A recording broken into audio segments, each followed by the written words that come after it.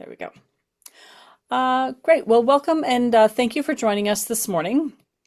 We are the Arts Associations for the Ontario Education Ministry. And we communicate with the ministry, but also have independent boards and resources and advocacy tools for you to use. So it's really great that we've been getting together and discussing and figuring out how to support people through events like ArtFusion. Tessa, do you want to go to the next screen? Perfect, thank you.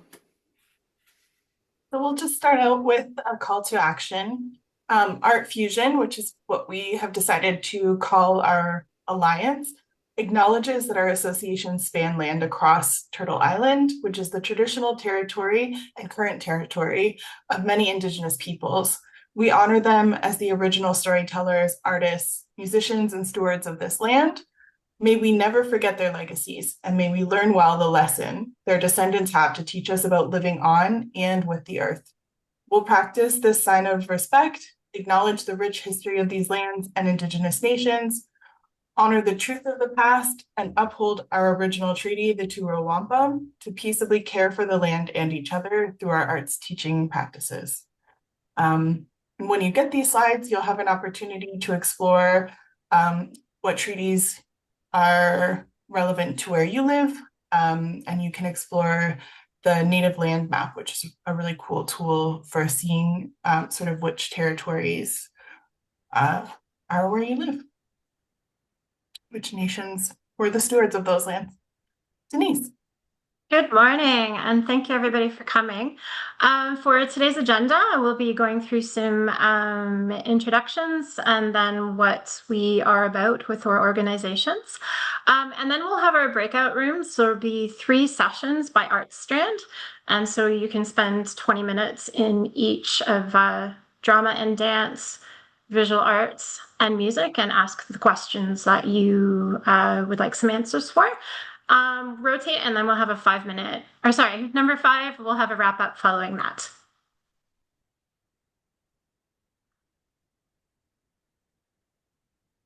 Right, who are we? Hi, I'm Freya Hastings. I am the Ontario Art Education Association co-chair. I co-chair the association with my colleague Tara that can be here today.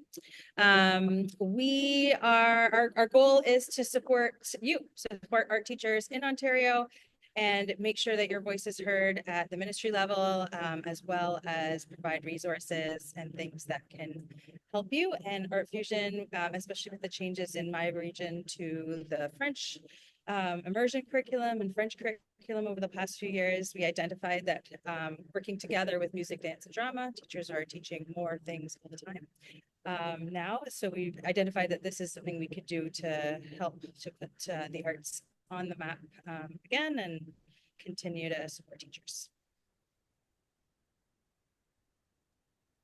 I am Tessa Loftos. I'm the current president of the Council of Ontario Drama and Dance Educators. We have sort of 3 goals as a member of the curriculum forum for the Ontario Teachers Federation. And I'm sure I'll be repeating some of the things that Freya said, but we are advocating for drama and dance in the province to ensure that those subjects continue to be taught, that they're high quality, that the ministry puts resources towards them. We develop resources for teachers, especially taking care of our website and the way like the easiness of use for teachers. And then we also host events and professional development like this one, but we have a few more coming up that we're excited to tell you about a little bit later. Morning, and I am Lynn Gracie, and I am the president of the Ontario Music Educators Association right now. There are a couple of our other board members on the call with us, and we'll probably see them in the breakout rooms, and I can introduce them there.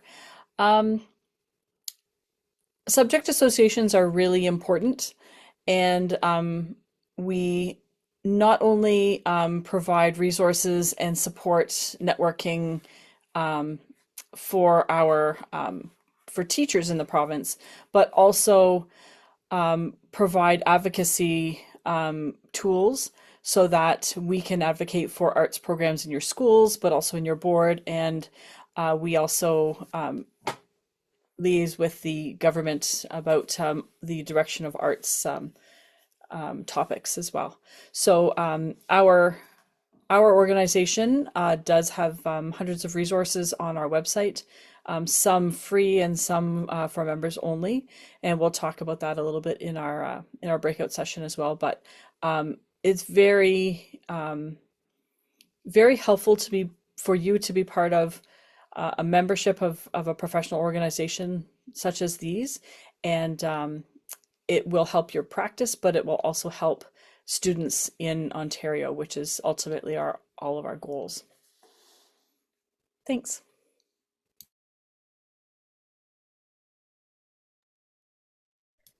Good morning, everyone. And I know it's been said by all of us already, but thank you so much for being here, especially the last weeks of your summer. So with all of us coming together, we want to offer a bunch of different resources, stepping outside of your comfort zone. We're also going to talk about each of our individual organization events and some of our conjoined events that we are still working on and hoping to plan in the near future. We also want to be able to give you a sneak peek of the first 5. So this is something that we have all developed that will help at least get you started. And we're going to talk about them more in our breakout rooms, but these are going to be geared to divisional lessons for your first 5 classes. So we'll have kindergarten, junior, primary, and intermediate.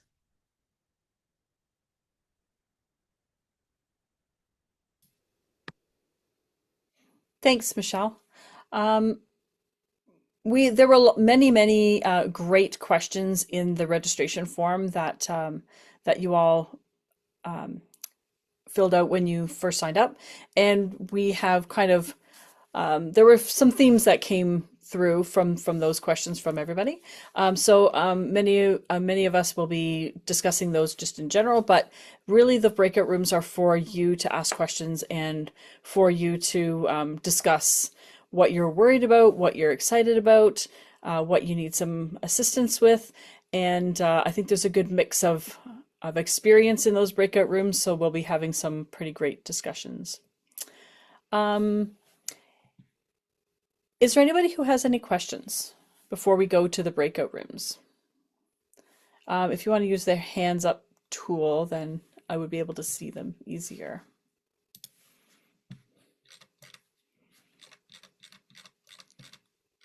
Can I ask a clarifying question? Yes, Tessa. Is it questions about how this is going to work or about the associations in general? Yeah. Yeah, like how it's going to work. Yeah. Okay, I don't see any questions, so I think we'll just move into the breakout rooms. The breakout rooms are going to be open in a second, and they are music, drama and dance together, and visual arts. You are able to choose whichever room you would like to go to. If you would like to go to all 3, there will be 3 sessions, so you can pop into all 3. If you just want to go to visual art 3 times, you are certainly welcome, because I'm sure the discussions will be different each time that we have the breakout room going in. So you are free to go around and do kind of pop into whichever room that you'd like as soon as I open them. After 20 minutes, the sessions will end and then come back here, and then we will have our second session of breakout rooms for you to go to. Alrighty, great. Breakout rooms, there they are. And I'm opening them all now, so you should be able to go down to the breakout rooms area and you can pop into whatever room you'd like to. I'm going to head over there now, so I'll stop sharing my screen here. Yes.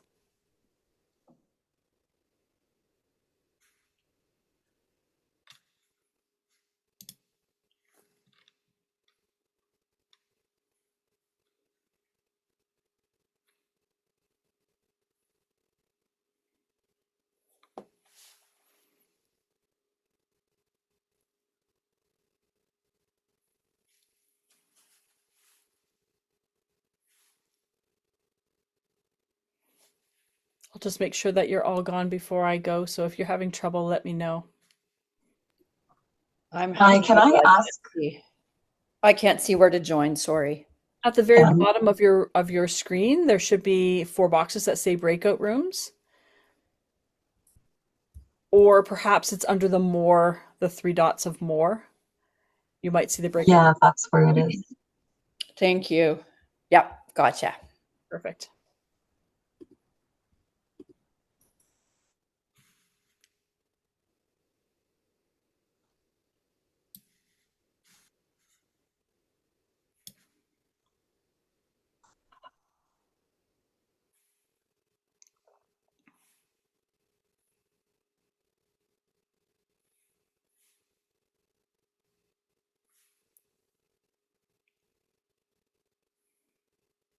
Anybody else need any help getting over there?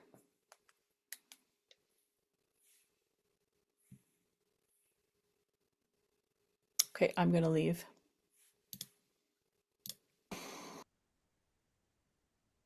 There she is. There we go. Hi, everybody. I just wanted to make sure that everybody got into a room and could figure that out. Not everybody's used to using Zoom as much as maybe we're used to using Google Meet. So, yeah. Let me just organize here. There we go. So, welcome to the music room, I guess, as we say.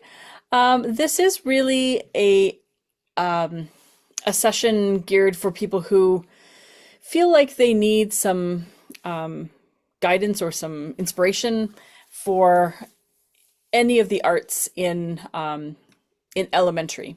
So if you are a secondary teacher and maybe have some experience in elementary, that would be great to be jumping into some discussions. But there are a lot of people right now that we're finding are being thrust into positions that they're not comfortable teaching, especially in the arts and especially in elementary. So that was really our focus for this. If the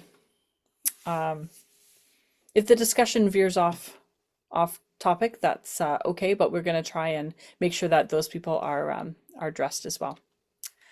I'm going to attempt to share my screen, but as I was saying before, it's not really set up properly. Yeah. Do you just want the notes page, Lynn? Yeah, that's what I was trying to get to. Yep, I can do it. Maybe. Yeah, I think I need to jump through a couple more hoops in my computer settings in order to share my screen. Yeah, no worries. I can do it, hopefully. So we have a slide that says music notes, as well as visual art notes and dance and drama notes. But in the music notes spot, oh, there it is. Perfect. Thanks. Thanks, Michelle. We have sort of curated some of the topics that were sent in as the registrations came in, and got some ideas down there for you. As Tessa was saying, this will be this sheet and the notes will be shared with you, as well as some other resources when the meeting's done, perhaps what's today, Wednesday, perhaps by Monday next week. And so we'll send out all of these things again to you just to make sure that you have a copy of it somewhere. But these are the questions that we had in registration, and then we found some resources to help you out. So, Michelle, if you just want to sort of scroll through some of those, the common themes. We can start at the top if you want. So the curriculum walkthroughs were set up last year, and they were part of the ArtFusion event last year, for those of you who were there. And they're just sort of talking about the curriculum. One of the things that is really important is that we just go back to the curriculum a lot, because there's really good resources and hints and inspirations in the curriculum about what to teach. A lot of people are asking, like, what do I teach? So lots of things are right in the curriculum, and we sometimes forget, I think, to go there. Um, I've put together some resources here. So French resources, there's a lot of French resources on our OMEA site that I know a lot of people were asking about French resources for OMEA or for music teaching. Wind instrument repair came up a number of times in the registration questions, and I've put a link there. You'll get the link later from an OMEA member, Seth McNall, who has a set of videos for common repairs and common things that you can do yourself for wind instrument repair. The elementary scope and sequence is really great for figuring out how to do long range plans, which is also another question that a lot of people have. And then underneath there, I just put a number of free resources that we have, all the way from grade 1 to grade 8. So lots of different resources here for ORF, for vocal, for band, lots of different things. And these are free resources because they've been paid for by outside resources, like not OMEA resources. On the members only side, the OMEA has hundreds of resources that we've developed for members. So this is just a very small list of things that you can get from your membership from us. All right. So what we really want to do in this session is let you ask questions and talk. So Michelle, do you want to write? And I'll write as well. But maybe we can stop sharing the screen and we'll curate those notes and then send them out to everybody at the end. Absolutely. Awesome. Thank you.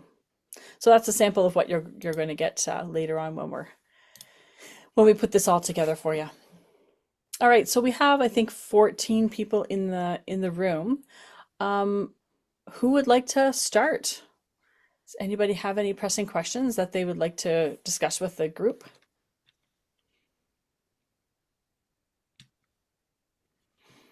Because we're here to support you. So whatever you would like some help on is what we would like to help you with. Hi, Amanda. Amanda. It's been a long time since I've used one of these Zooms.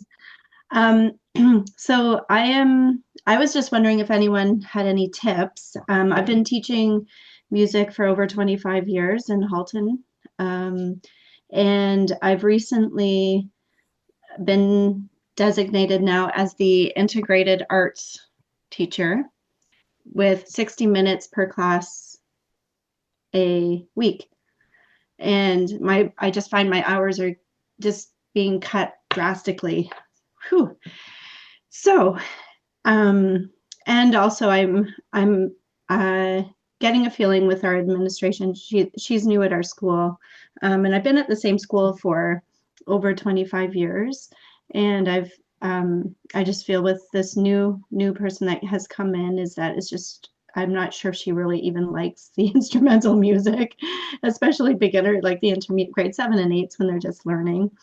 And so I'm just wondering if anyone has any tips. I don't know how to say this. She's already told me that I should only teach instruments for 6 to 8 weeks and then go to a drama and then dance with perhaps a musical in there. And so that's what she's kind of, that's her example that she's put out to the whole staff of what I should be teaching this year, kind of. So it's really frustrating for me because I know that teaching instruments does not take 6 to 8 weeks. And so, and in order to build this program up, it's hard. I had, like after COVID, I had just come back and started the instruments. And then I had a really rough year with my father dying, and then some other family emergencies that I needed to take some time off.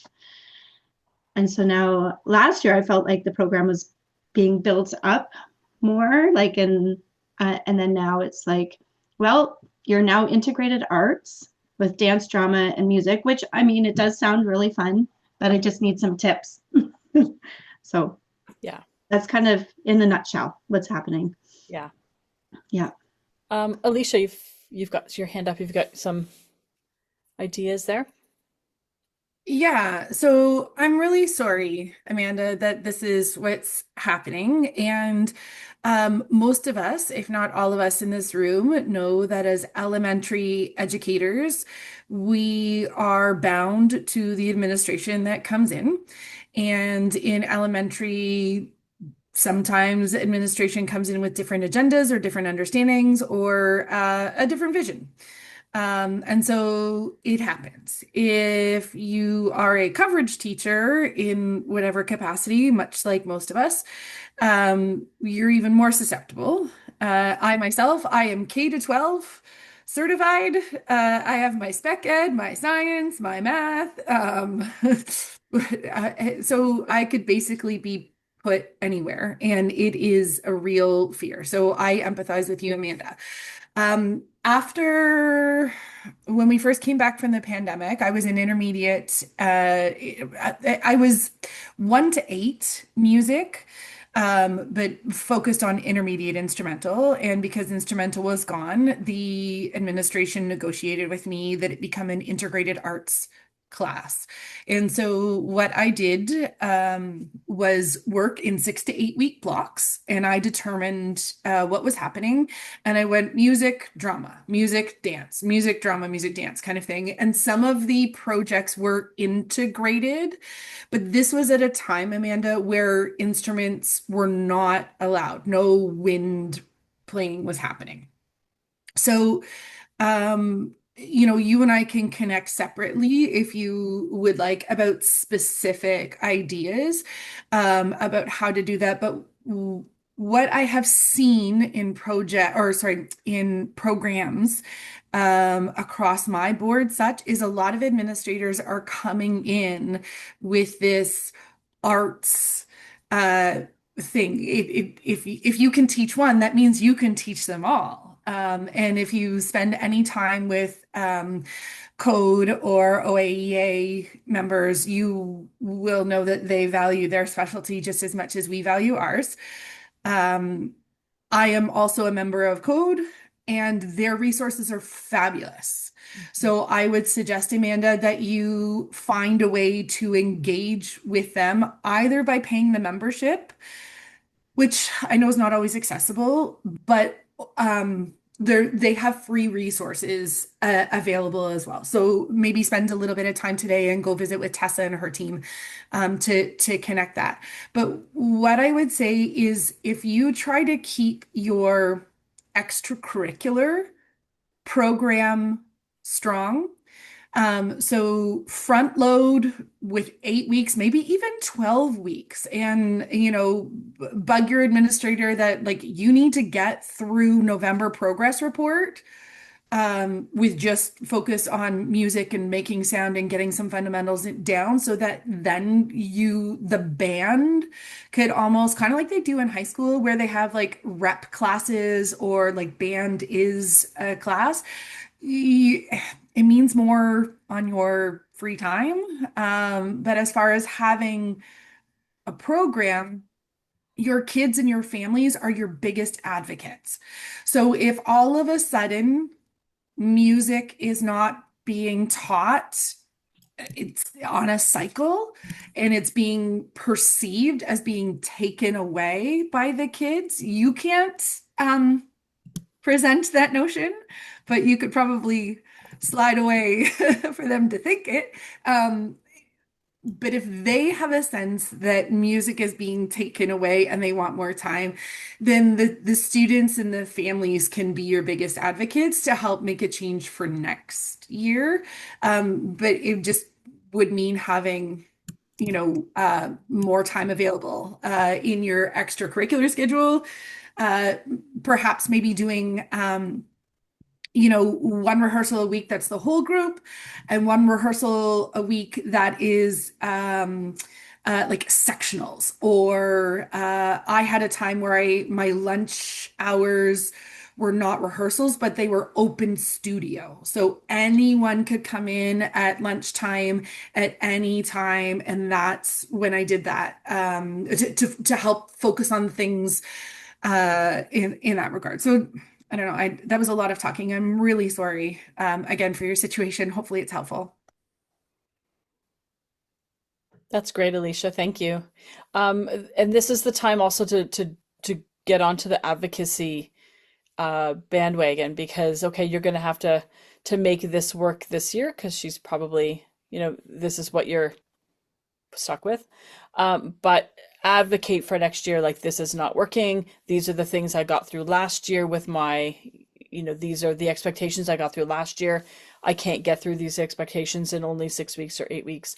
And so that you're convincing with some statistics and some hard facts, your administration that it needs to go back. And parents also, parents are key to get on board and do the pressuring for you. Yeah. Did anybody else have anything to add for that? Is anybody else in the same situation doing integrated arts in the room? Other than Alicia? Yeah. So nobody Thank you, else? everybody. Yeah. Yeah, thanks.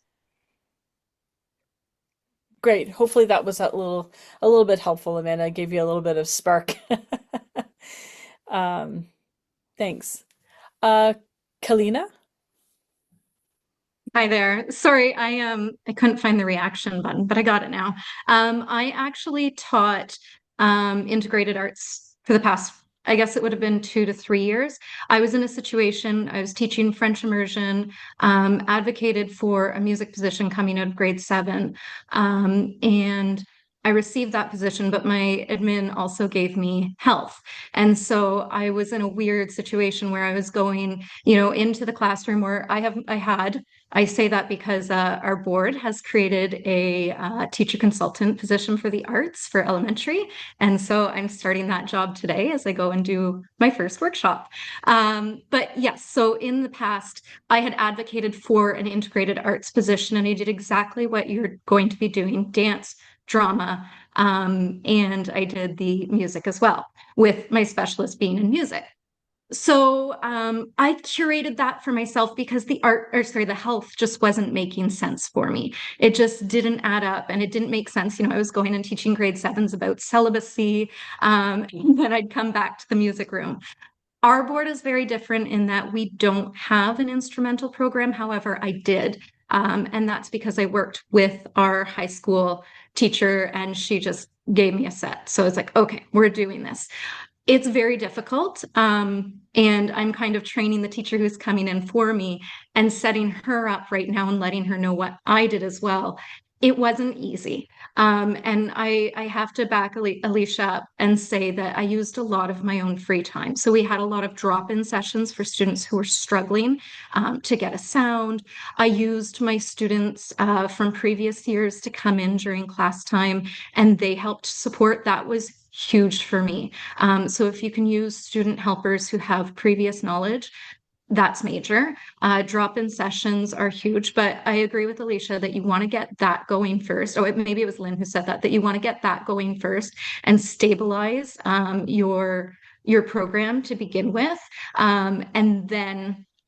and then it moves on from there. But advocacy, like I wrote a 2-page letter explaining why I should take integrated arts the next year, and it was taken seriously. So don't underestimate the power of your voice. However you have to get that out, it really is important that you advocate for yourself and your program, and write a letter when it's time to ask for your position next year, what you'd like to do. Don't be afraid. Our words are powerful. That's it.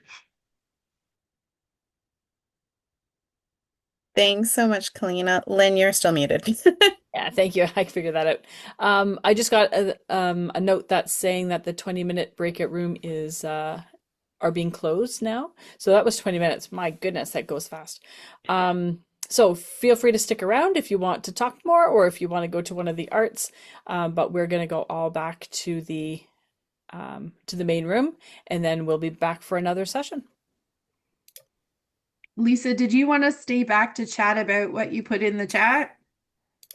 Or are you just Yeah, I'm sharing? going to stay here. I'm going to be staying here for the for the duration, for sure. But I guess we go back to the main room and then Sure. pop out. Sure. Is that how it works? And then there'll be That breakout. could be something Yeah. to bring up in the next session if you feel you want to chat a little bit more about it.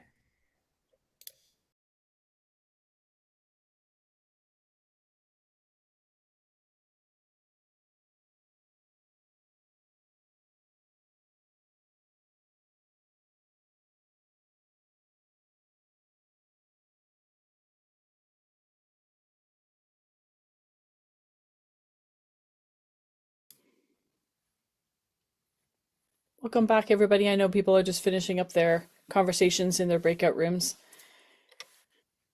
And then I'll reopen the breakout rooms to either go back to where you were or to go to a new place.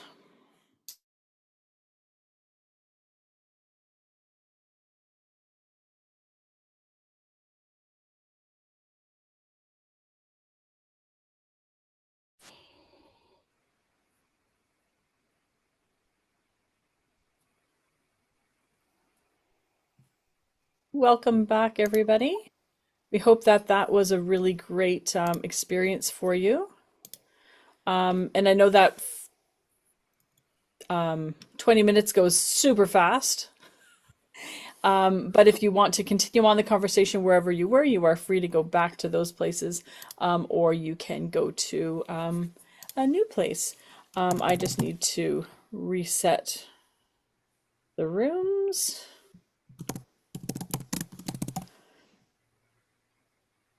And don't forget that you're going to get all of these questions and answers, as well as some resources and some links to things as a follow-up email in the next couple of days. So don't feel like you need to scramble and record and write down everything that was said. Great.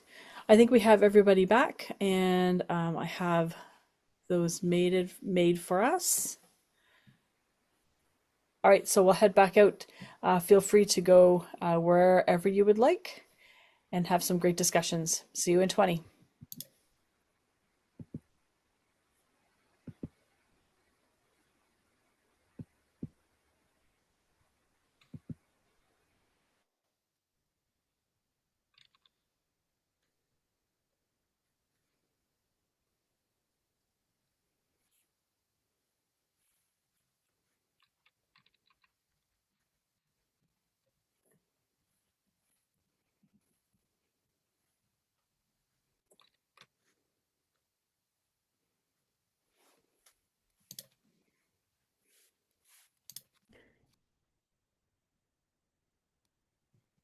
Hello and welcome back.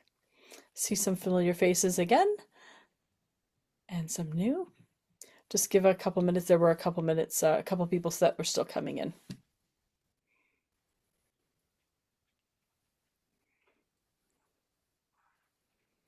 If you'd like to use the chat, you're certainly welcome to put who you are or what you're teaching and what your situation is over there, or we can just have a conversation about that. There's not that many of us, so.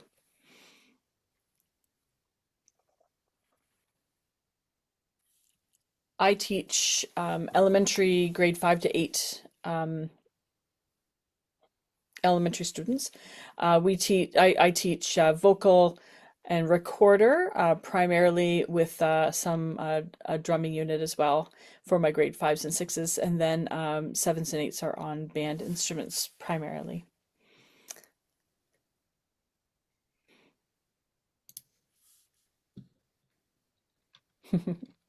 That's nice, Julie.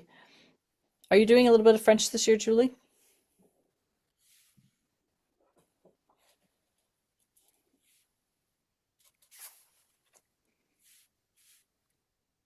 Three intermediate classes of French. Yeah, that's what I thought. All right. Lisa. Hello. Good morning. So I put in the chat earlier when we were in the first breakout room that I do. I'm grateful after hearing some of the other People speak about doing integrated arts, and as lovely as that sounds, it is also quite a lot of work, especially when you have limited time. And to piggyback on that theme of limited time, I get 30 minutes per period, whether they're kinders or grade sixes. Clearly, the need for each part of, the gamut is different, right? And so I'm with TCDSB. I've been teaching for over 30 years. Half of that time was in the classroom. And then after I had my kids, I went into a vocal music role, which has been a gift. So my, I guess, challenge I've always felt time pressed with my juniors, especially. K to 3, 30 minutes is doable to get through the curriculum. I mean, when you get to 4, 5, and 6, especially when I'm thinking of preparing them for instrumental music, because in grade 7 and 8 in our board, that's where they go. After they leave my program, they then go into the band program, whether that's strings or winds or whatever. So I want them to be reading, and that would be to their advantage no matter what they do later on. And I find that it's just like, by the time, 30 minutes is and so any suggestions or ideas or places, resources, places to go to kind of help to hone in on what is must do and what is kind of, you can leave it behind, because really the curriculum is vast and we'd all love to get through all of it, I'm sure, but that's not reality. So that's my question. I have two short questions or answers, and then we can take some hands.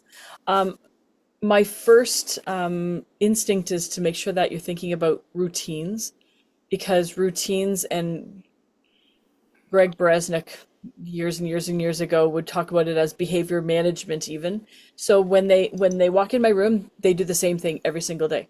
We do the same exact thing. And so we don't waste any time.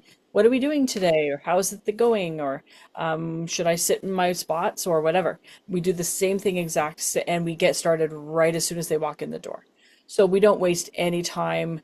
Some teachers would be like, sit down in your seats and then go get your instruments. Whereas my kids walk in and do what they're supposed to do, and we're getting things out or sitting and getting duotangs and reading music or whatever. Right. My second thing would be to, even though this sounds counterintuitive, to not do so much theory and book work, but instead do that through the performance.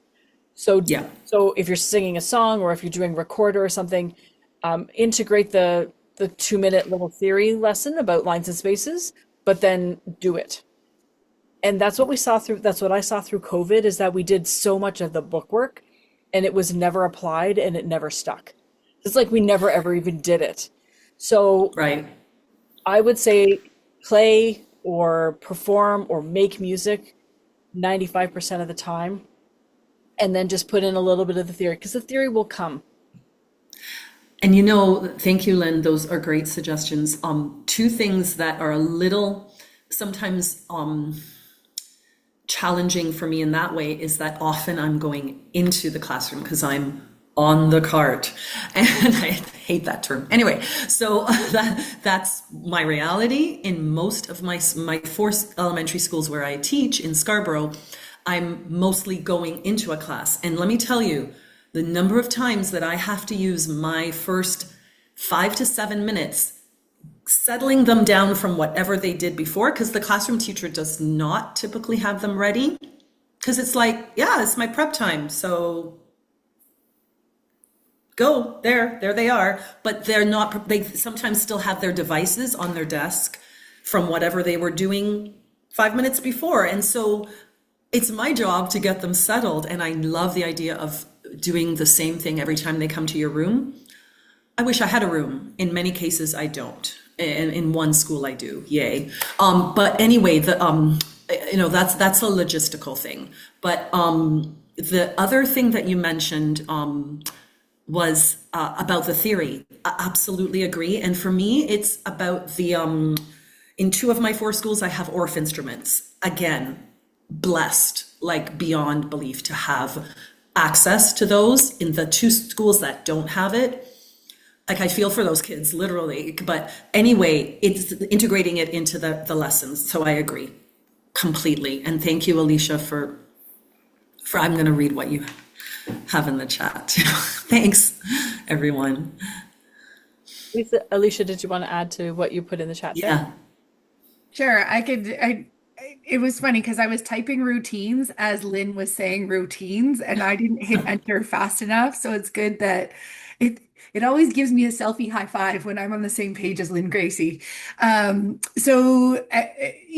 the routines are huge. And sometimes, Lisa, I'm not good at it because I'm going K to 3, music, drama, dance, class to class, a la carte, never in my own space. My cart is huge. It has random things. All of our grade 3s are in portables.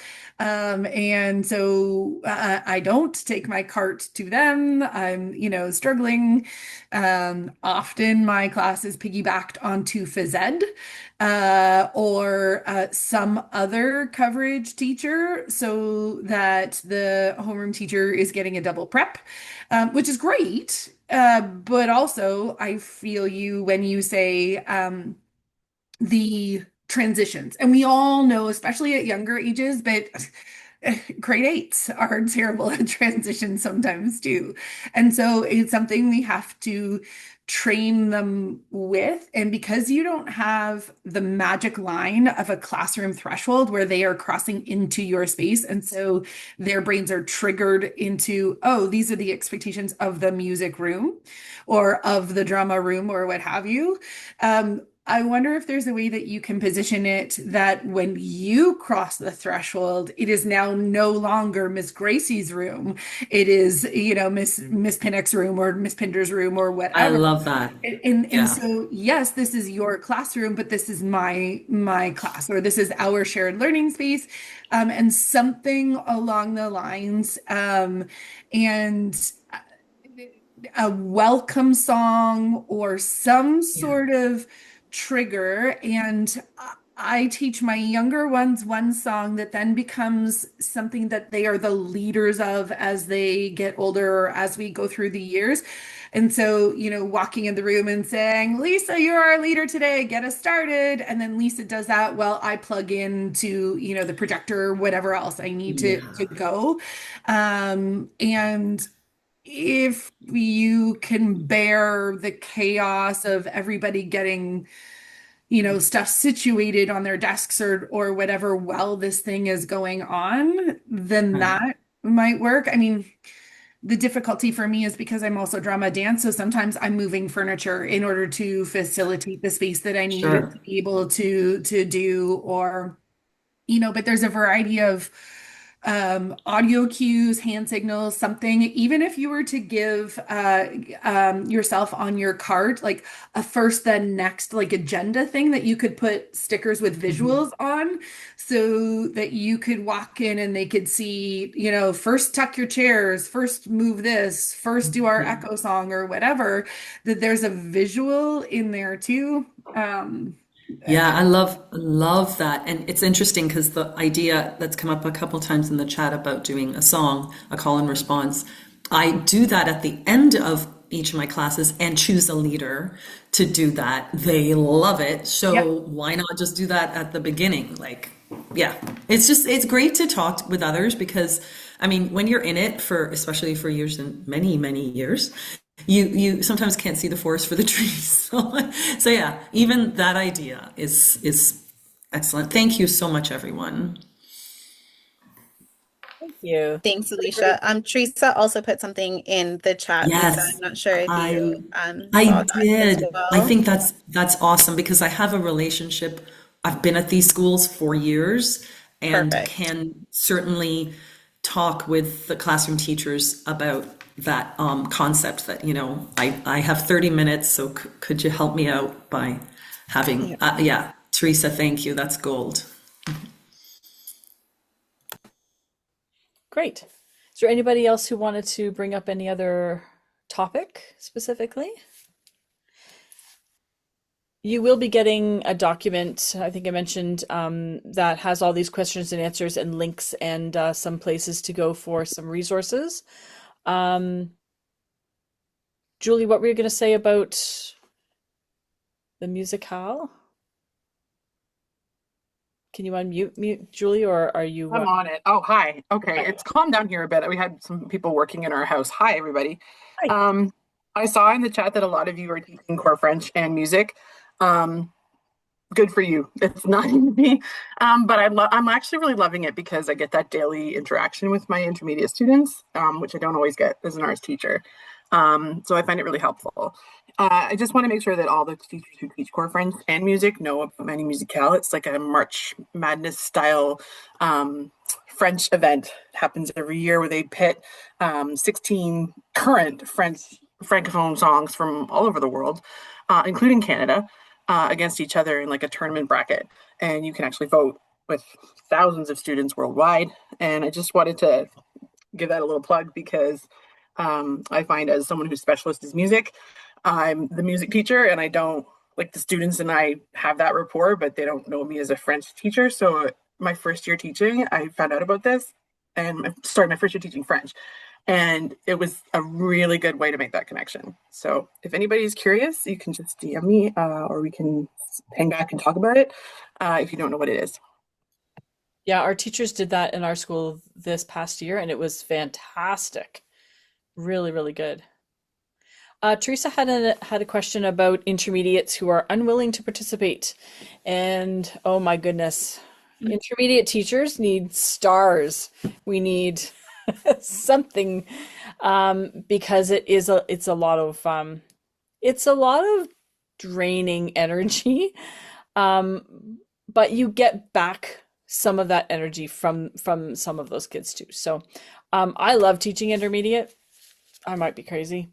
But does anybody have any tips for that? I'm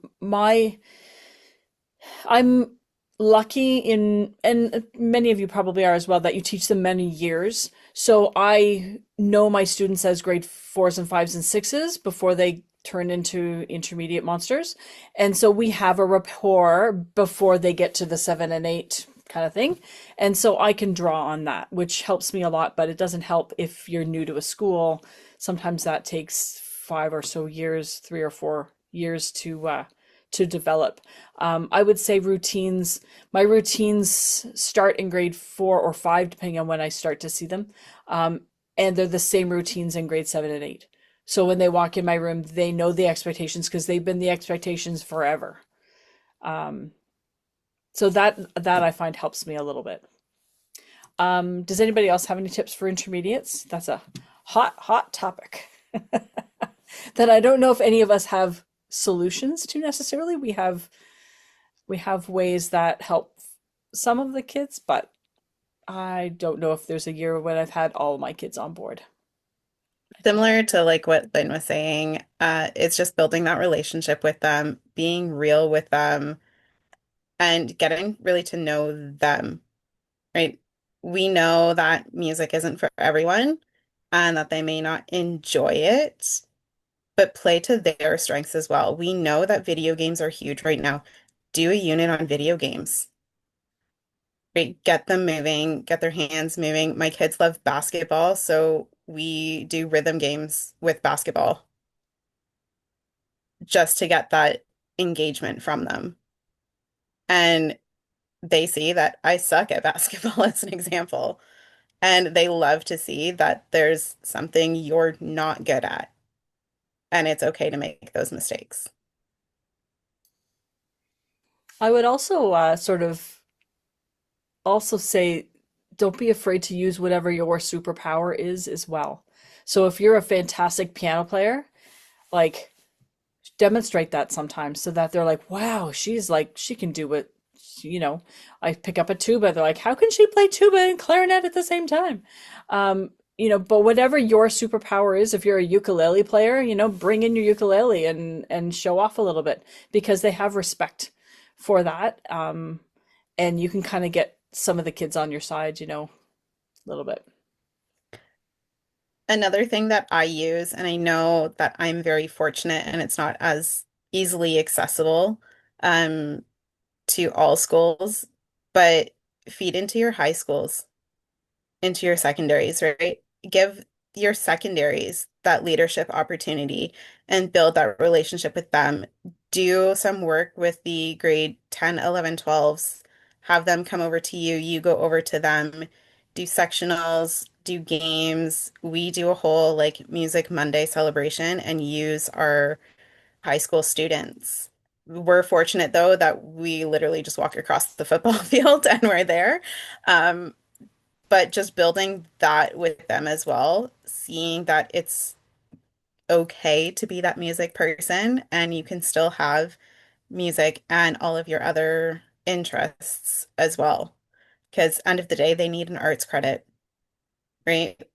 We give them everything they need to prepare for at least grade 9 music to help them get through that. Alicia. Yeah, when I was a band, like when I taught intermediate, I had a Saturday boot camp. And there was a couple of years it was Saturdays, there was a couple of years it was after school, from like 4 o'clock to 7 o'clock, give or take. And I had the school provide pizza so that kids were quote unquote fed.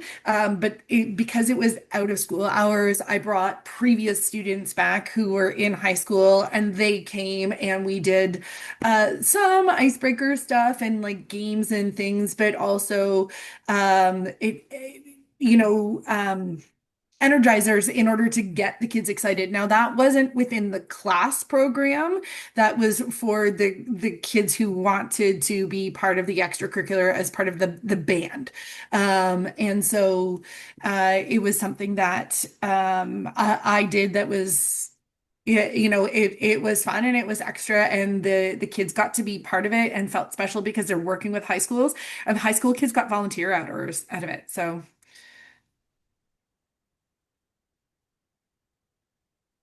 We're going to be, yeah, asked to go back out. That's our 20 minutes for this one. But have a look at the chat because the chat's going to disappear once I close the room here. There is a link that Teresa put in for um, outside bouncing balls and things related to music. So if you want to have a look at that, maybe you want to click on it and just open it so that you can save it. Juliana, we didn't talk about starting band instruments at all. So if you want to come back in the next section, you can pose that question and we can have a talk about that. All right. So I'm going to close the rooms and feel free to come back here if you'd like to, or you can go elsewhere for your next session if you'd like.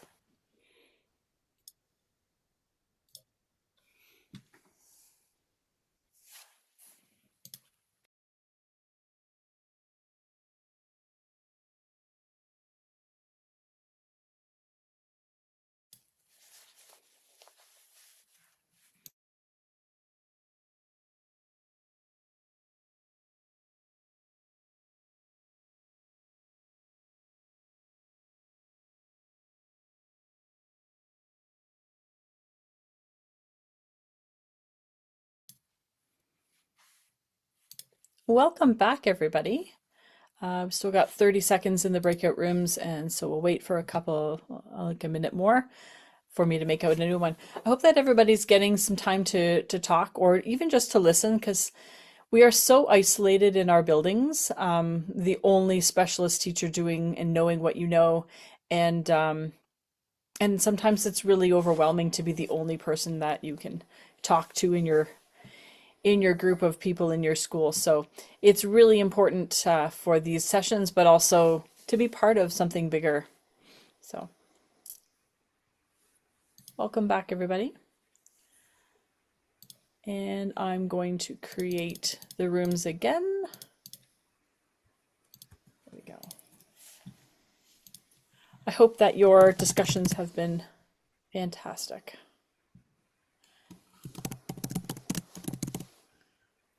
And if anyone needs to use the washroom or do whatever, like it's an adult learning model and these are recorded. So please take care of yourselves. Does that mean you're going to Tim Hortons for me, Tessa? Yeah, I'm not going to be here for that last session. Are I you have to sure? go to Hamilton. I have to go to Hamilton to drop off some Tim Hey, Hortons. if you come through the back way, it's only 30 minutes. Feel like it'd be more entertaining to send Freya. Yeah, yeah. Here, I Freya, don't you have a the private jet squash. today to get me to a Tim Hortons. Sorry, guys. All right, I'm going to open up the third and final rooms. Once we're done there, we're going to come back and have a wrap-up session. And just know that everything that we're talking about is being recorded in a document, as well as, of course, the recording. So if you want to come back and listen to it, or we will send out some links and some documents to you as a follow-up to this in the next week or so, so that you have, you know, a hard copy of the things that we've talked about and links that you can then access on your own if you like. All right. And sorry to interrupt, Lynn. Just Yeah. when we come back, we also know that there were some questions about like integrating curriculum, and some general questions that maybe we haven't had time to get to in our individual focus sessions. So we will do some answers to those questions and also talk a little bit more about some of the other supports that we have for folks. So please come back. Yes. All right, here come the rooms.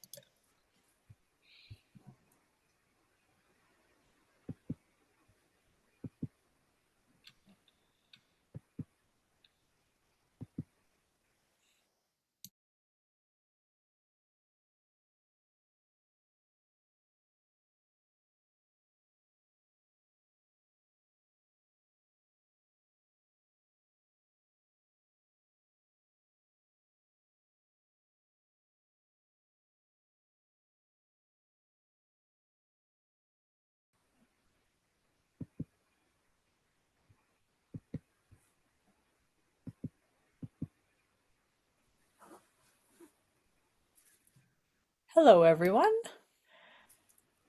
We see some faces that have been in our past couple of sessions, but also some new faces as well. Fantastic.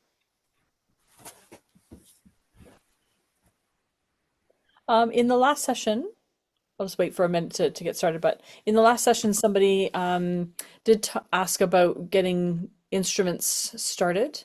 So starting instruments. I don't know if I see her in here yet.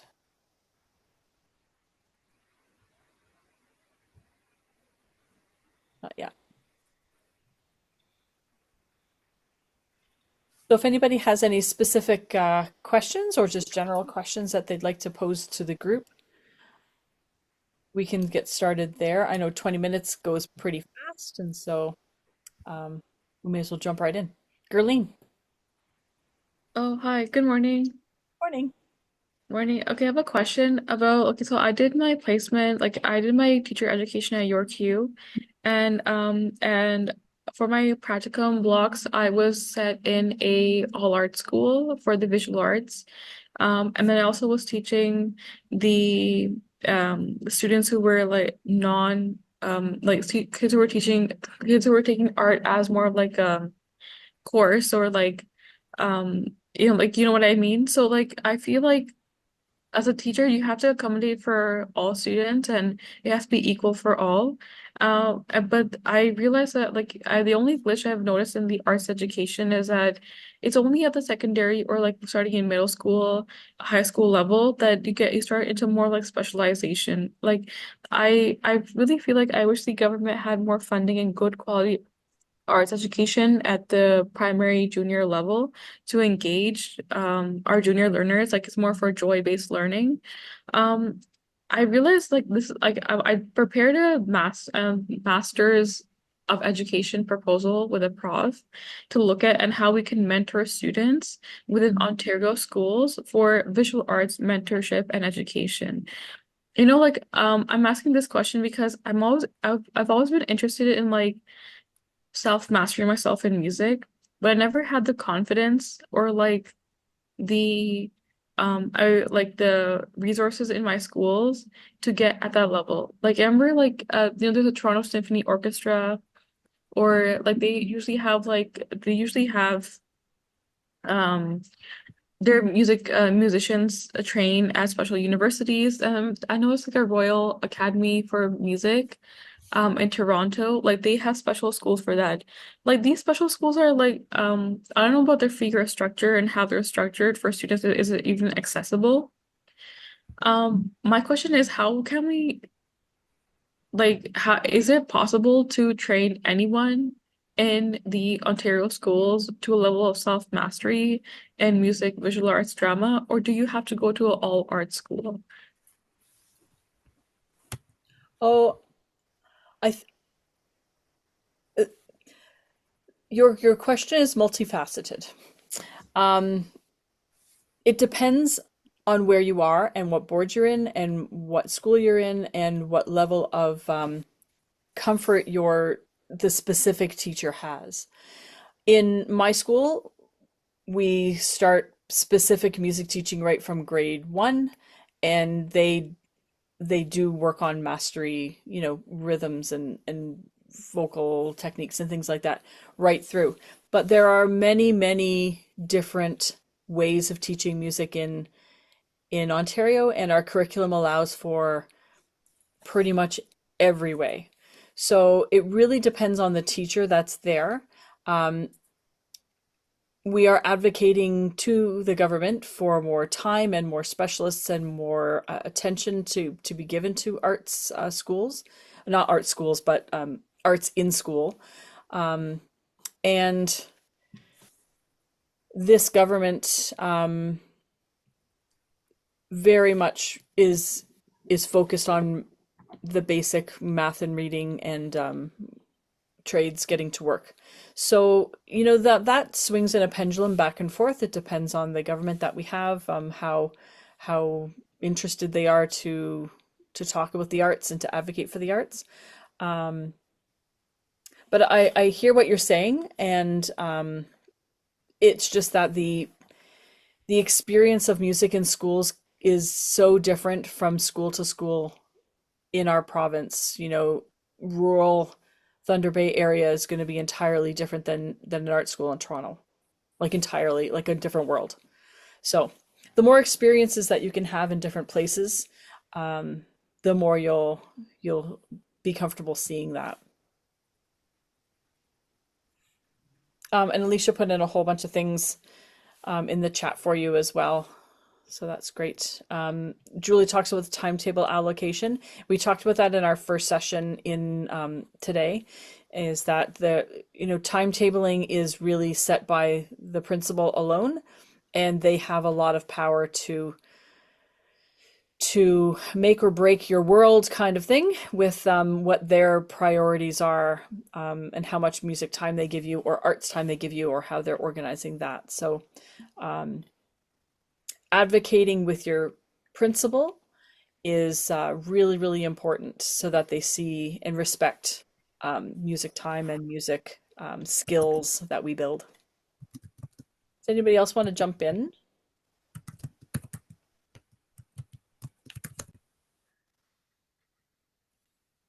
No.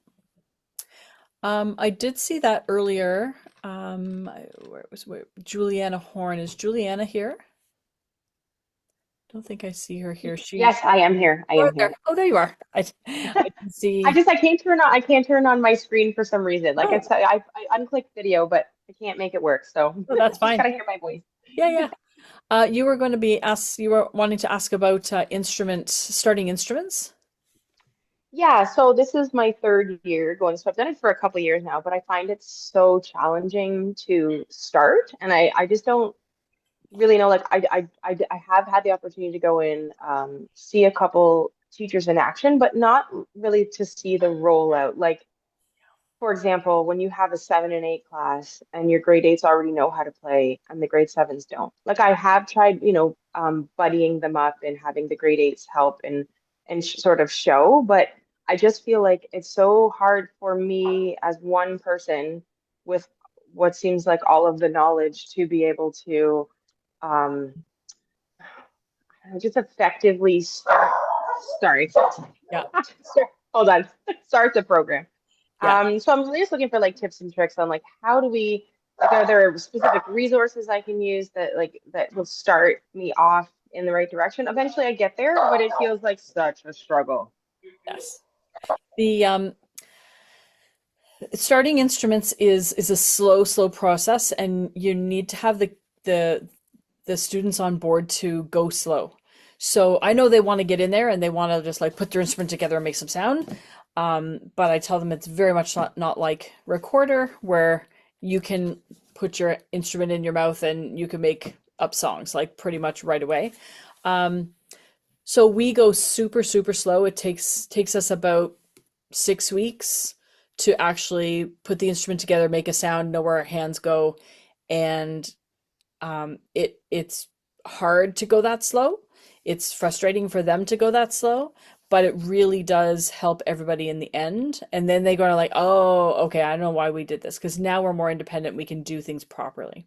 So going slow is a really big key. If you have 7 and 8s, I usually start my 6s at the end of grade 6 so that they at least know how to put the instrument together, how to make a sound, so that your 7s aren't coming in totally cold. That helps a little bit, I find. Alicia, did you have some other tips there? Yeah, so one thing that I've used previously is almost like, are you familiar with like the recorder karate model of like each song earns a belt, and once you reach that certain level, then you're ready to move on to the next? Yep, I use that. Okay, so I've used something similar where I've taken like the front matter of a method book, the putting together an instrument, aligning the reed, proper mouth, posture, all of the different things in the front matter, and made it almost like a self-guided um, thing where students for the first few classes have to be able to check off all of the boxes. Latches up. For example, how many of us have had a student open an instrument in the case upside down and the instrument goes "Da, da, da, da, da." So, just a couple of things. Or there's a few instruments, where it's a little bit more acceptable to set it up on your lap, like a flute or a clarinet. But then there's other people who are trying to, put a trombone case on their lap to set it up. And so trying to distinguish between those, and it becomes a routine thing. So my first few classes, usually I set up the expectation that we're not, especially in a 7-8, but even in grade 8, like we're not playing in those first few weeks, because there's a few boxes we need to check off in order to make sure, do you know where to get your reeds? Do you know how to sanitize your mouthpiece? Do you know all of the routines and procedures?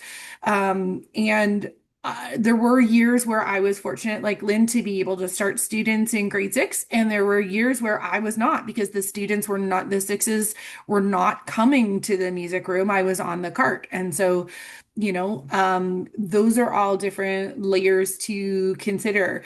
So it's really a matter of you knowing what are your routines for them coming in to do what you want them to do. And then once those routines are mastered, at least for me in my type A controlling way, once those routines are mastered, then okay, let's get to playing. But as far as like differentiating between grade 8s who can already play and cross all those boxes off right away, and grade 7s who are either new to your school or don't have an idea, grade 8s will get to playing faster if you support the 7s. And so trying to get them buddying up, and you don't even just have to do like instrument buddying.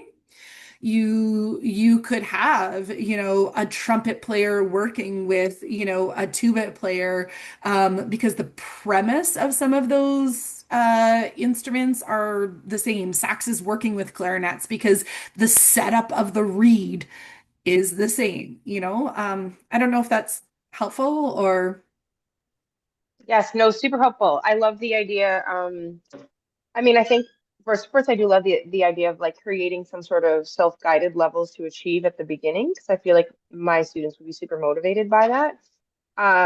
But also I think it's the really going slow. And you say you're type A, I am not type A.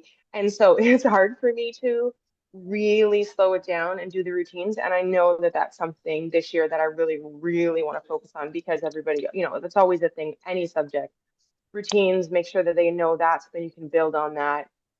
Because sometimes, you know, we'd be, even this past year, we'd be in the middle of, like, I would think, okay, everybody's ready. We all have our stuff. And we would start playing, and somebody, and I would look over and be like, whoa, what are you doing? Oh, I can't find my mouthpiece. Oh, I can't put this together. Oh, I don't know. I'm like, oh my gosh, guys, like, how are we this far? This is what I'm thinking in my head. How are we this far into, you know, our time together with instruments, and there's still people who now I have to stop and support. So those are the types of things that I think are really going to help if I really go slow and focus on those routines and rules, and hopefully um, that will make all the difference, or at least make it easier to have less of those instances and deal with different kinds of problems. So I appreciate all of that help. Thank you. Awesome. Thanks, Juliana. There were a couple things in the chat I just wanted to get to before we go too much farther. One was about not in playing instruments and supporting the other parts of the curriculum. My main thing when I go and I think about what I'm teaching is that I want to teach the elements. So you don't teach listening, you don't teach, you know, a song, you teach the elements through the song. And so if you concentrate on the elements, you can pull out, you know, you can do a history or a listening, or pull out something about music in general, but concentrate on the elements. Talk about what, you know, what is the tempo of this song, or how can we talk about the context of the lyrics of this song. So if you concentrate on the elements of music, then you can incorporate your performance, but also into other parts. You could even incorporate, you know, integrate your arts, your visual art, and your dance. You know, if you talk about form, for example, you can talk about that through all of the arts, even into literacy. You can talk about form. So you can cross-curricular the elements with lots of different spots. So that's what I would suggest for that. And there's some great other things in the chat there for you as well, Laura Ann. And Gerline had a question about decolonial music education and some resources for that. I saw that Kelly and Michelle both put in some ideas. OMEA has several resources for diverse music education and teaching diversity in music education. Kelly, did you want to talk a little bit about that? Yeah, we've been working on some over the summer. So I also integrated some really good resources from Music Counts about decolonial music and how to do this in a way that's meaningful and engaging. So one of the lessons that we'll be sharing will be for the primary division, and something that I did last year with my grade threes was enrolling them in the CBC Class Music Challenge. And that introduces them to a lot of new contemporary diverse music from composers that we know, or we will know from this challenge. And there's some really good resources and teaching material that the CBC Class Music Challenge provides with that experience. So keep an eye out. Michelle, we should be sharing those soon. I don't know if there's a date that we'll be sharing those lessons. Was that your first 5? The first 5, yeah. So yes, the first five that we spoke about in our introductions, the junior and intermediate have been posted on the ArtFusion page on the Code website. Um, the primary and the kindergarten are coming. Yeah, so in the meantime, I would check out music counts and CBC Class Music Challenge. I think what's another thing to mention here is that it seems to be the go-to to look at teachers pay teachers, but that's not curated resources, right? Anybody can really pull together whatever and put something on there. If you're looking at our subject associations or something more grounded in Canadian music education, like Music Counts or CMEA, Canadian Music Education Association, you're going to find curated lessons that are for our curriculum, but also good resources that lead to somewhere, that aren't just a lesson that you can then just leave. So I would encourage you to join one of the organizations, the OMEA or the Code or OAEA, in order to get professional resources instead of kind of fly by night resources that look pretty but maybe don't have so much substance and maybe don't check all the boxes that we'd like to check. Yeah. Just looking through the chat here. Did anybody else have anything that they wanted to talk about today? We have, oh, actually, we have about 1 minute left. I hope that we've touched on a number of things for you all, and we're going to go back to the main session now and talk about those first five, talk about some other resources that we have, and then talk about next steps, because you know the learning never stops, which is why we all love what we do. There will also be a page that will have our contact information on it. So if we didn't get to your question or something just comes up after this morning's session, feel free to shoot any of us an email. If we don't have the immediate answer, we will be able to get it for you using our resources as well, such as our board members. We will see you back in the other room.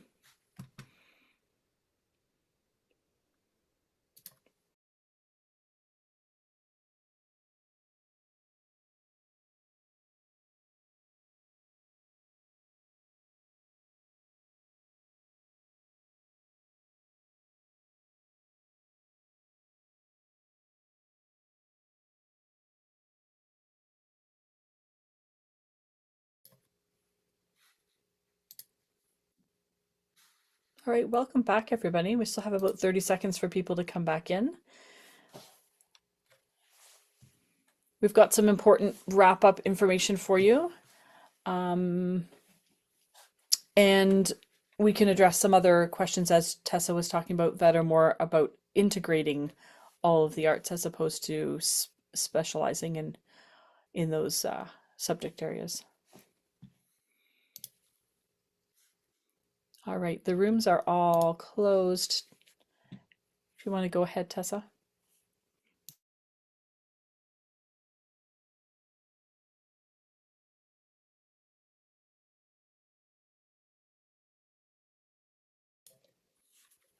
By the way, this slideshow will be shared with you. And so this slide right here will send you to the visual art notes, the drama dance notes, and the music notes, so that you can access the questions and the links that we've found and talked about today. Okay, so earlier, like before we got started in our breakout groups, we talked a little bit about how ArtFusion has been developing online modules. The first phase that we released last summer included a curriculum walkthrough that really helps you understand the creative process, the critical analysis process, and the exploring forms and cultural contexts. There are some suggestions for what it looks like in each of the arts. And then we've got for each subject, I'm being biased, this is drama. We've got the elements of drama posters. I know that OAEA also has their elements of visual arts. So if you go into any of the subjects, you'll get access to the same things. And then we didn't talk about this one at all in our session, I don't think, but Jessie Kennedy was here earlier and may still be here. She was instrumental in creating this resource, the best practices for teachers and artists working together. It's about making sure that we protect the profession of teaching and that we continue to hold the role as the assessor and the educator without sort of relinquishing that power to someone else, but that we work in a respectful, collaborative way with artists when we bring them in. So this resource is great if you're looking at bringing in guest artists. And then there are scope and sequence documents. Oh, and then there's going to be a link to that resource directly in the slideshow as well. Oh, I see a hand. Girly? Yeah, thank you for the resources. I have another question. Like I remember like this like I see like more resources for like students with disabilities. I remember my mentor teacher, she really mentioned about like facilitating arts education for students with wheelchairs, autism, ADHD, right? Like I know that arts also art like I know there's also like art therapists out there who like help students to regulate their emotions or express emotions or like use art as a part of their therapeutic counseling practice. But as a teacher, like how, like, do you have any resources of how I can incorporate, make a more friendlier, accessible space for kids who have autism, ADHD, like with disabilities? So like is that accessible or Yeah, thank you. there are two things that I'll share, and then I'll let anybody else that wants to jump in. When I think about disability justice in any space, I've been learning a lot from somebody on our board who studies disability justice and is a dancer. And they talk about thinking about everyone as having access needs.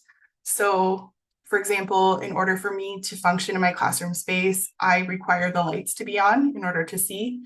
I require students to speak one at a time in order for me to be able to process what they're saying to me. And then some students might have additional access needs like glasses in order to see, or a hearing aid, or a mobility aid. And then some students might have access needs around like excessive sensory input. And when we think of every single child as having an access need, we can consider our classroom as a space where we teach students about advocating for their own access needs as something normal, and then try to respond to those as they're shared with us. I think there's some danger in assuming like certain limits around students based on what we know their IEP says or what we see their diagnosis might be. And so if we treat every child from like a universal design for learning perspective, we can work at meeting the needs that are in our room. I think there's also a danger of like assuming that the only people that have needs are ones that have a visible need to us or have an IEP, whereas some students might not know yet to express that they have an access need unless we share that with them. The other thing I wanted to say is Code has been working on a resource called Addressing Oppressions in Drama and Dance. We have a module that's about ableism, neuroableism, and then other oppressions. And there's some like suggestions there for performing arts and some general education resources. I'll share that in the chat. I'm finished. Is there anybody else that from OMEA or OAEA that wants to chime in on that question? Lynn shared a document from one of our conference presentations, actually our most recent conference in November on accommodations within the music classroom. However, it is on the member side only at the moment, I believe, Lynn. Yeah. Oh, sorry, you did put that in the chat. But definitely, like Tessa even said, like reverting to the IEP and the universal design of learning there's always going to be some needs that will arise, and the arts are some of the best ways to accommodate those.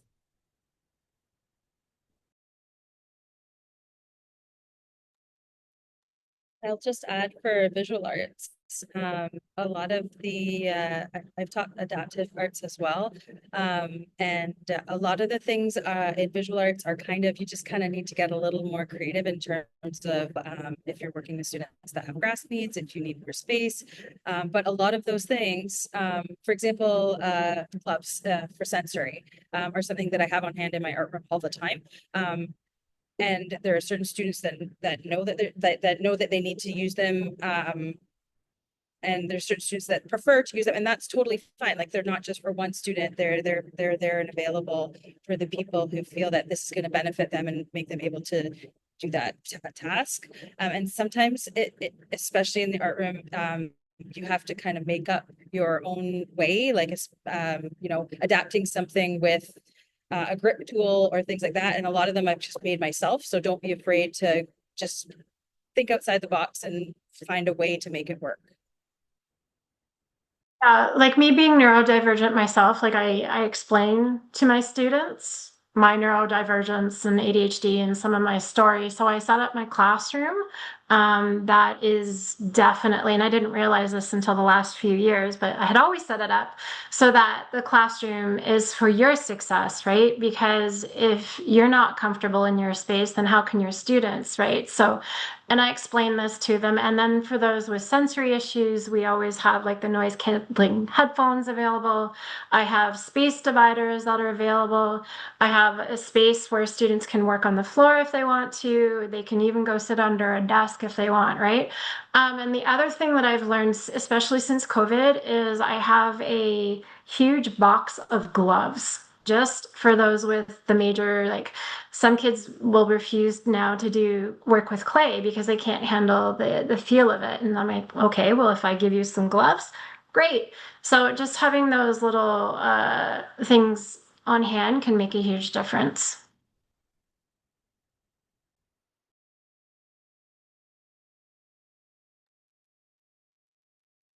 Hopefully that's, yeah, Alicia. I was just going to share also that work in my board has been done on why can't I remember the EduSpeak term for it? Breaking down barriers, starting your lessons instead of taking a lesson and then adjusting it in order to accommodate or modify for students with particular needs. Thank you, UDL. Oh my goodness. Um, Universal Design for Learning.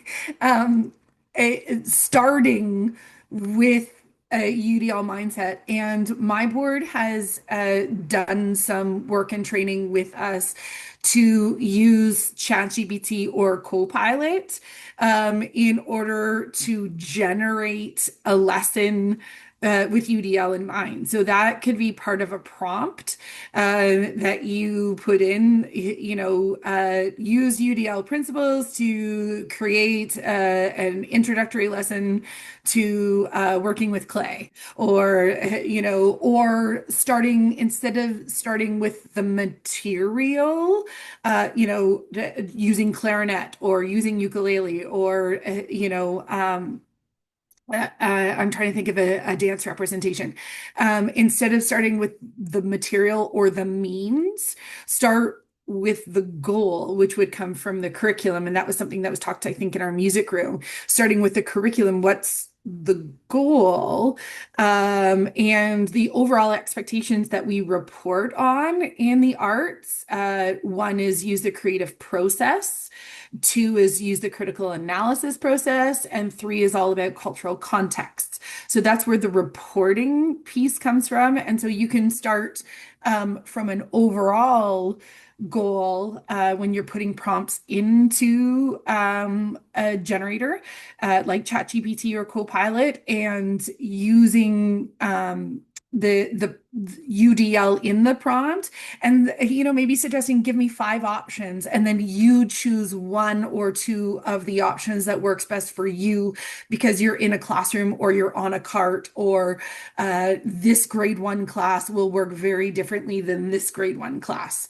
Yeah, so. Well, Alicia, that's an amazing idea. And the other thing that you can do is also like remove any identifiers from it. But if you upload your already existing lesson or slideshow, you can put it in and say like, analyze this for cultural responsibility, analyze this for UDL, and it'll spit out a bunch of changes. And then from text format, I'm not sure if you've used Gamma. You can put that into Gamma, and Gamma will create your entire slideshow for you. So it's amazing what can be done. And the other thing that I had learned as well is play your AI against each other. We have password protected Gemini. So I found that for the initial prompting, ChatGPT has been great. And then I take what ChatGPT says and I'll put it into Gemini and say like, analyze this, give me some feedback, and it'll actually give you your holes. So if you start like playing them against each other, it'll fill in all the gaps, right? Awesome. I posted about a concept I heard about recently, which is called thin slicing, and I feel like many of us know to do this in other subjects, but it's for students that are struggling with a particular skill, thinking about what are all the prerequisites to being able to do that skill and practicing those in order to build students up to what the skill is. So if it's like, if it's reading music, what are all the prerequisites needed in order to read music? Is it understanding like the fractions of rhythm? Is it understanding symbols as like a form of text? And then sort of building like lessons for everybody that review those sort of foundational pieces. I have no business giving music examples, but here we are. I'm going to keep going. We're going to make sure that there's time to answer other questions. But I'm going to pass it off to OAEA to tell us about their upcoming events. Hey, everyone. We have a couple awesome things coming up in the next school year. We have our Day of Art workshops. Those are in-person workshops happening all across Ontario.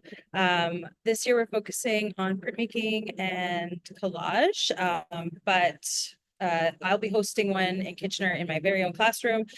So any questions that anyone has about anything that I do will be on display and hands-on in there.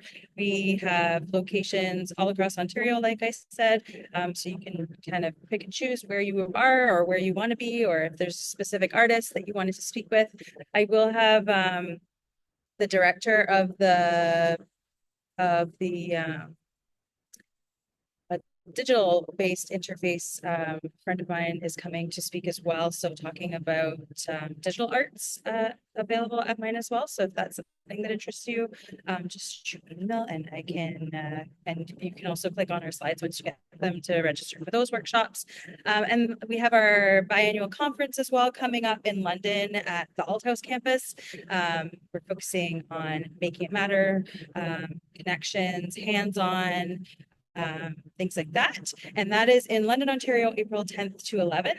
If you have any questions about the arts at any time, please click on our website and email. Emails are fielded by myself and my co-chair, Tara. So if you have an arts question, a burning question, anything you want to reach out about, please email us anytime. And one of us will get back to you as soon as we can if we missed anything in this or if you have anything specific you want to ask. We are always open to conversation. Hand it over to Code. We'll just say bye to Julian or Julian. That's really funny that your computer is updating right now. So Code is wanting to extend this conversation a little bit. So we're doing a free webinar again next week just to talk about drama and dance. So if you take something from this session or you check in with the notes and you go, I want to hear more about this, or I have questions now, or you get started planning and you realize, oh, I didn't ask this, we would love to have you back for that. And then if you are secondary, I mentioned this, I think in the beginning of our first drama session, I don't remember, but we are going to have a sort of a community chat for secondary dance and drama, and that can be about political topics, some of which came up in the questions that we got during registration. It could be about practicalities, like having to teach 4 sections of drama with one class, which is wild. And then one of my favorite primary drama structures and educators is Patrice Baldwin, and she'll be joining Code on September 16th for a webinar. And then we have our conference coming also in Kitchener in October called Full Steam Ahead, where we're talking about AI, we're talking about imagining barrier-free futures, Indigenous futures, African futures, disabled futures. We're really wanting to think about how can we invite our students to be imagining hopeful futures, because right now things do not feel super hopeful. And the arts are a great space for allowing students to vision themselves into a better one. Yeah. OMEA. Hello. I just wanted to mention that our conference, our annual conference, is in Toronto this year, so fairly central for people flying or coming across the 401. In that conference, you will have access to around 80 sessions, pick and choose on a whole variety of topics, everything that you can even imagine. So we would love for you to join us for that. We are also putting together some mentoring sessions, which will be very much like we had today, but focusing on music, and just getting a space to talk and to find solutions for problems that people are having. So the details for that are coming soon and will come out through our membership newsletters. Thanks, Teresa. Michelle? So the first 5, as I briefly mentioned earlier, this is something new that we wanted to try out for this year. So each panel is developing art specific and division specific lessons to at least get you started. Each of these lessons will have curriculum links, resource links, some that may require a paid subscription, and some that will also be free. Also using some of our individual resources from our organizations.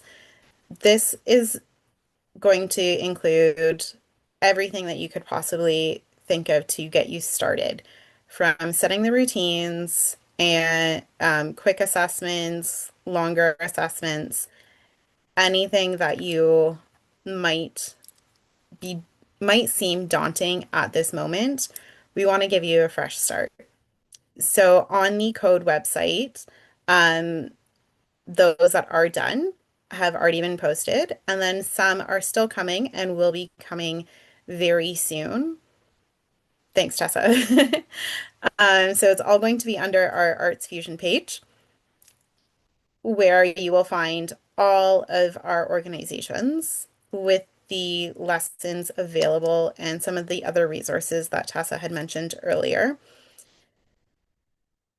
There's a few that are still outstanding, but we're really excited to have these available for you and to at least get you eased into the start of a year in what could seem really daunting in outside of your comfort zones.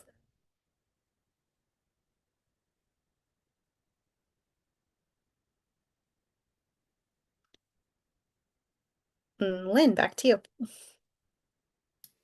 Awesome, thank you.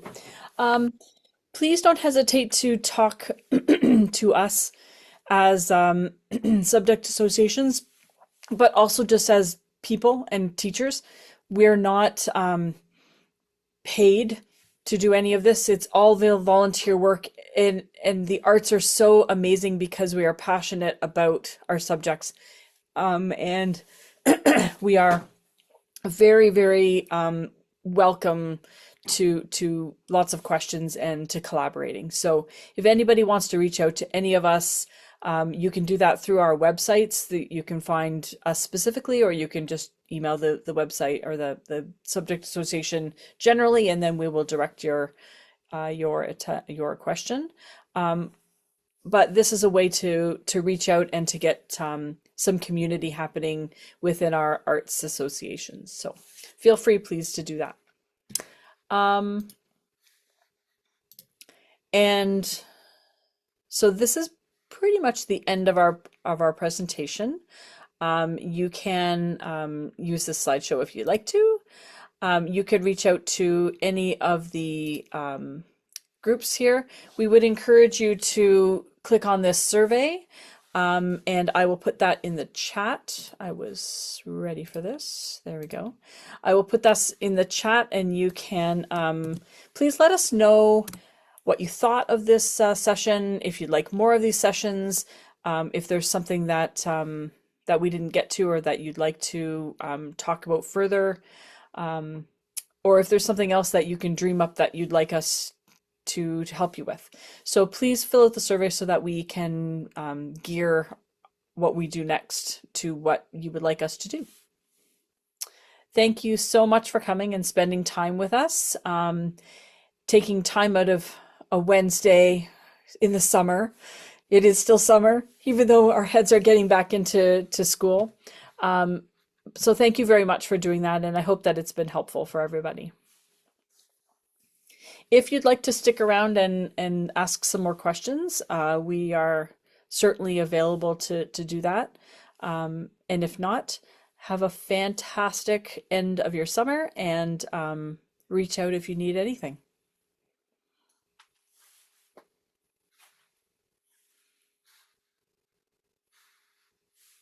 Want to stop recording, or do we want to wait just in case there are some questions?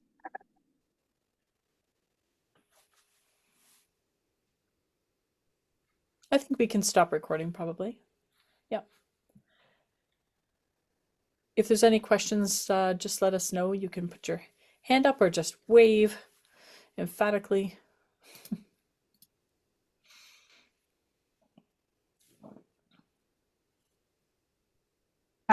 Lynn, Tessa, Michelle, Freya, anyone, feel free because I did do a lot of talking as I do, feel free to share my email address, either my board email address or my OMEA email address with anyone who asks. And I certainly don't want to take anything away from Lynn and Michelle, who are the OMEA leads on this particular thing, but I'm always available to be a resource if anyone would like to connect.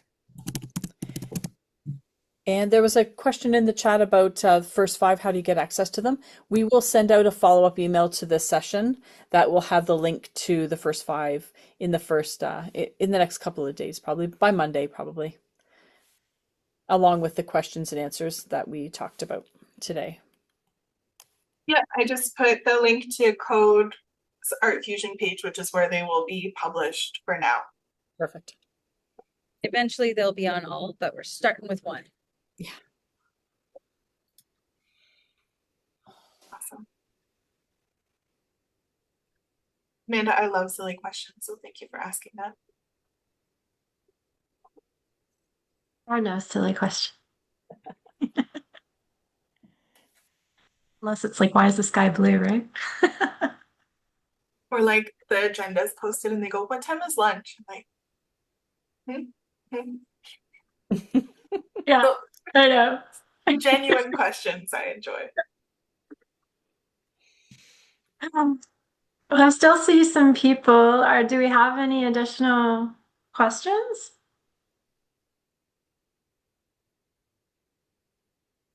What's up, Denise? Hi, nice to meet you. Yeah, not too much, just enjoying the summer. We're back out at full-fledged next week, so yeah, it's good. How about you, Alicia? Just chilling, and like I said, I taught myself to crochet this summer, so it's so weird for me to have something that's so, I don't want to say introverted, but like locked Yes. in for me. I did a lot of reading, like fiction reading and Yes. crocheting. So Yeah. it, Yeah. it's a change. It's very soothing, right? So yeah, it's important. One thing that I think some of us could chat about that is not really addressed too often. It's like when you teach your passion, right? Have any of you experienced, like, I've been at it for almost 25 years now. I'm starting to get a little burnt out. And it's like your passion has become your job. You know what I mean? So we were asked, some of the members were asked to highlight some of the art things that we have been doing this summer. And I'm like, I'm outside. I'm just taking photos. You know what I mean? I find it very challenging now to, at times, like pick up a paintbrush or do all the things that I used to do in art school because I'm so burnt out through the school year. So, but it's so important to keep on top of that because it's what we're about, right? Do any of Fill you find your own creative cup. yeah, Yeah. yeah. And like I got to a point where I'm like I hadn't done it for a while because I'm like I'm with my kiddos all day and my kids are my pieces of artwork. So I don't know if you feel that way, but it's in like at school, I'm looking at each one, you get to know each one and you customize, you have conversations, you do all the things, and I'm like, yeah, you're my piece of process artwork here. And so by the time you get home, it's just like there's not a lot of time for anything else. So And I I find that for music anyway, or elementary music, it's so broken down into the smaller pieces. yes, So it's yes, so fundamental that my PD for myself every week is to go to my band practice where we're doing, university level music still. yeah, yeah. Because I'm doing lines and spaces and how to do the fingering for a G. But I need more. Yeah. Yeah, yeah. And I find that being such a high level specialist, right? Like I've been teaching intermediate for about 24 years, like I'm or 25 years now. I'm like, I'm missing that high level academics, right? So, but I don't really want to go over and make the switch because there's a whole other set of issues, teaching the higher levels. There's So, are I there feel like it's true community what you say though, Denise. Like for me, like lesson planning is my creative yeah. outlet often. Yeah, it So is. It is. Like your I'm lessons, your curation, like that is your art right now, right? So, yeah, but it is so important for your own creative energy and spirituality to keep on top of it. And right now I'm just doing whatever is immediate, right? And I have found that through digital photography, but and I found I'm learning to play the bass. Like I took up an instrument just because it's much Just I don't want to because I say love that. it's it's immediate, right? Like, oh, my husband is a huge musician. He's been, playing for my basement is a guitar museum. I'm not kidding. So it's like I just find music is more immediate, right? Like you can turn it on and have your curation, or you can pick up your instrument and play. Whereas I have found with a lot of the visual arts, yeah, you can take your sketchbook and whatever, but it's just such a different feel, right? So as I've gone through my career, I've found like to keep that creative energy going, like I've shifted into different arts, right? Like I avoided drama like the plague when I was in middle school, right? Because stage fright. But then I ended up teaching it and I'm like, oh my God, this is amazing. So I don't know if you are set on one art, it's like go for another experiment. And one of the most amazing things that I learned, Tessa, and then I'm telling you, was improv dance in contemporary. I did it at the age of 48. yeah. I do somatic dance Oh, practice right now in KW, and it's like it's amazing. The prompt is like, oh, dance circles, but dance them everywhere in your body and dance Yeah, pathways, and there are no other rules. I'm yeah, like, this is amazing. And it's then how did amazing. that make you feel? Like, oh, I it was know. interesting. Yeah. And make it low, make it high. You've got Yeah. textures. I never knew there was textures in dance. But I need to seek you out and do a bit more because I had done ballet for a while, but it was very technical and me with my squirrel brain. Yeah. Yeah. But yeah, so All sorry I right. talked too much. No, no. There's